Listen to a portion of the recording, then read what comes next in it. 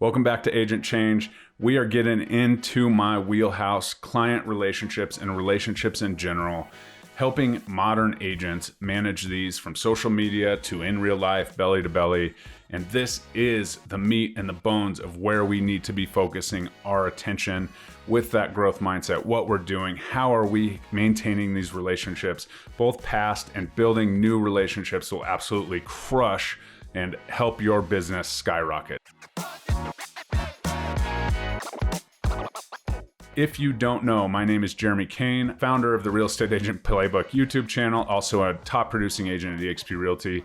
Today, we are going to dive into this specific formula that I use to build those relationships, create them, focus on them, nurture them, and continue to build new relationships, which is awesome. I meet amazing people every single day, every single week that become, quote unquote partners of mine and just, I guess lighthouses for my business, and it's absolutely amazing. I love doing business this way, very sphere of influence focused. And so if you want to get there and you want to make some of these maybe difficult conversations of compensation coming up, please let me know. I can book a call with you, Realtor Game Plan call below. But for now, like, comment, subscribe, hit that bell, share the podcast with anybody. If you're on the road, just wait till you park and we're going to get rolling. Let's go. As a member of the Wolfpack, every single agent that is a top producer in that leader's room, in that top producing room, talks about their sphere of influence and managing the relationships. And they may use different tools to get there or even nurture and manage them. However, sphere of influence is a constant in those rooms, in those discussions. So if you're a newer agent or you're an agent looking to scale, look back at your sphere of influence and how we can build that up. And it comes down to relationships.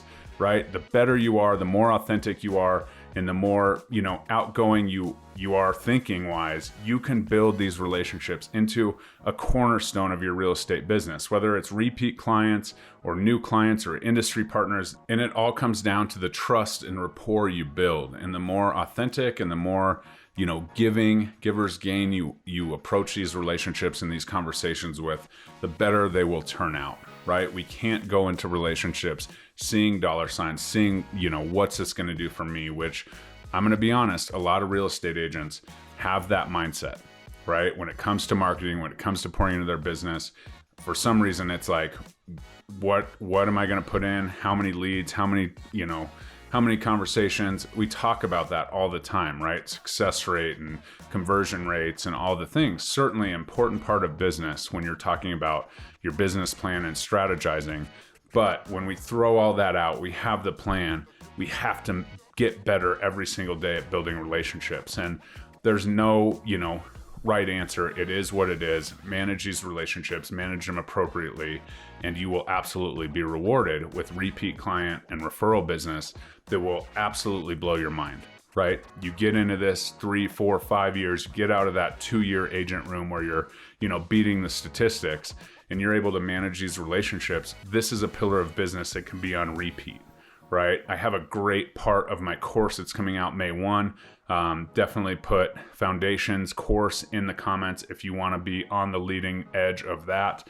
But first, I will have a webinar, Buyer's Agent to Listing Agent in 30 days.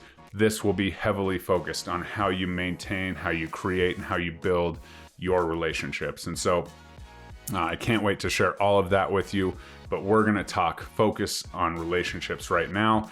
We're going to talk about strategies for building them, right? And this is kind of a hard one because we have to have an honest look at ourselves and say, would I rather watch, Netflix all day on the couch, or would I rather engage in conversations and get creative and go to different kind of things in the community and, be present when I'm out in the community where there's people around. And right now I see it all the time, right? I have 3 daughters in gymnastics, and I can either sit there and go and be like, okay, this is a great time for me to get work done, bury my head into my laptop or my cell phone. And there's times where I'm like, okay, let's, put the phone away and let's just talk and build relationships with these parents who are in the same, frame of life as me, right? I've met contractors and, insurance agents and other people in, that I can use in my business. Absolutely. And I can help build their business. So first and foremost, it sounds really weird, but we just have to be more present when we're out in the community and we're around people. And I don't go up to people and say, hey, I'm a real estate agent. Do you know anyone who wants to buy or sell? It's just about taking a step back. We are creatures of, congregation, and we absolutely are around a ton of people. And so, there's all kinds of strategy. There's people that just go to the grocery store to pretend shop and strike up conversations and so on and ask about products, and they start the conversations. I'm not asking you to do that. I'm just asking you to take a look at your life. When you're around people, are you utilizing that to best build relationships, lead with value? And I promise you that if you just do this a few days a week, or you're just more present and you're understanding, you have a little bit of strategy with it, you will be rewarded. And so that's the first and foremost, is you have to have initiative to build these relationships and build them right?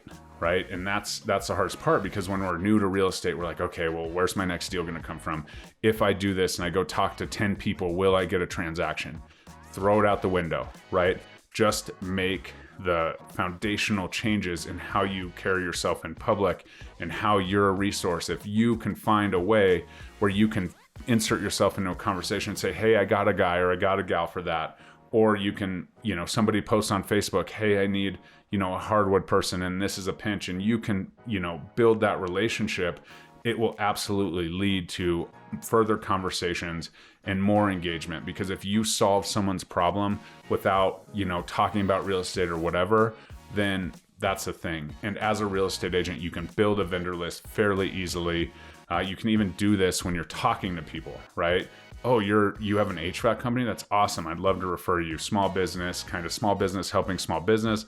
I'm a real estate agent. I literally 90% of my deals need an HVAC guy to go through the furnace, AC, and so on. So there's other ways you can do this, but I think that happens. And then once you're building it and you get used to this, it's important to sustain, right? We don't want to be that guy that obviously just, for a month in time was out there and just now we're on email lists and that's all we're doing. And now I'm back to just burying my head in my phone. You have to sustain, you have to engage. Obviously, if it's in a sport or whatever, you probably will be spending a lot of time with them. So it's kind of, you can continue the conversation. You can be a part of their kiddo's journey as well, and your kids or friends or whatever. And you say, well, Jeremy, I don't have any kids, so am I SOL? No, it's all the things. It's the gym, it's your church, it's everywhere you go, dog parks, especially in Colorado because we love our dogs. But this is how we're doing this. And so that is absolutely foundational, that you continue to do this, but also just don't get comfortable in your comfort zone, right? Once you find that gymnastics and you got that kind of rolling, you're connecting with the connectors, you're doing all the things, like go build another one, right? And I'm not saying don't go to your kids' practice or games or whatever, but then find that next pillar that's right in front of your face right now that you can absolutely build those relationships. Because the whole point of this is, if we continue to move forward and we have all of these relationships, if it does come to an awkward commission conversation, you've had hundreds and thousands of conversations with these people or other people. And once you do that, then you're able to get the reps in, you're having more conversations, and you are better at communicating whatever commission structure is handed down, whatever commission structure you're working. And that's the whole point of this, is if you have those tight-knit relationships, it will be very easy and natural to have these conversations about compensation. Whereas if you don't, and you're not a resource, it may be like, oh, like, when am I going to bring up that now, this is how it is. And it's a little bit different than the last time we worked together. And if you don't have those feelings, because it's a natural conversation flow, you're always in conversation. You've had hard conversations, you've had easy conversations. Those conversations will be much easier. So again, buyer's agent to listing agent about to drop. Please comment webinar below if you want early access to that. I can't wait to get that out to you guys. And that's all I'm going to say about it for now. But let's get into the final piece of this and relationship building. And this comes from industry partners. It's networking, collaboration, using industry partners and people around you in order to enhance your value proposition. Again, we talked about this, always having a guy or a gal for a certain situation. And so you have to actively seek those out, whether that's going to trainings, going to webinars, building relationships, scheduling lunches, all the things that you can do to build relationships with those industry partners and beyond. But also take a look at your life, who are the people that have small businesses who are providing goods and services to you in your life, whether that's financial planners, attorneys, anybody you can think of, and put them on the list and help them build business. And, can you do events together where you can maybe bring all of your worlds together? This is huge. And moving forward, communication with other agents in your community. First and foremost, I think there will probably be less agents, so that might be a little bit easier. You're not going to know every agent or whatever, but if you maintain a standard of how you operate, how you operate within these relationships when you're in transaction, before transaction, out of transaction, providing feedback, all of the things, you're developing a reputation of industry partners and people. And so again, it'll make these conversations easier. I think we will have a lot more voice to voice over phone conversations and things, as especially if this settlement goes exactly like it is at the time of the recording, which it's still proposed, so don't go crazy on me there. But these relationships are huge, and you never know when the other agent on the other side of that inspection negotiation is going to be on a next deal, right? And you have to be so proactive with this and so positive in building these relationships. Certainly in negotiations, some things get tough. Certainly in, a transaction, some agents may be lazier than others.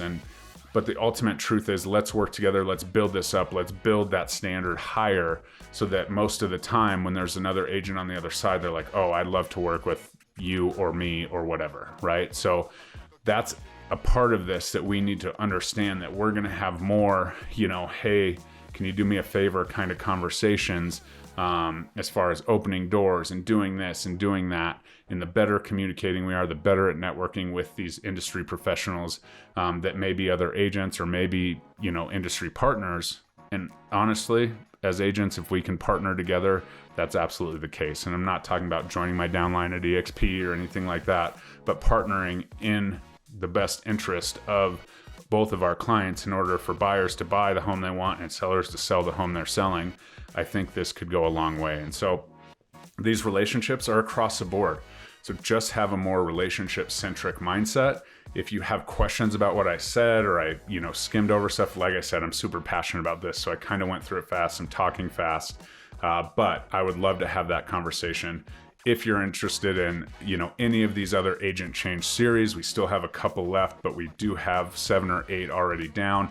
Check them out, like and comment on anything. I love the conversation. The point of this is to start those conversations, and I can't wait to see you on the other side of a deal, or talk about how I can help you build your business. So there's a Realtor Game Plan call below, like I said, and we can absolutely move forward. If you want the webinar, comment webinar below, and otherwise, throw me a subscribe, hit that notification bell so you can get caught up right as these agent change series concludes. And as we sign off, go get another win in the real estate industry today. Be that guiding light for those relationships, build them up, and I promise you, you will have a very lucrative career in this business.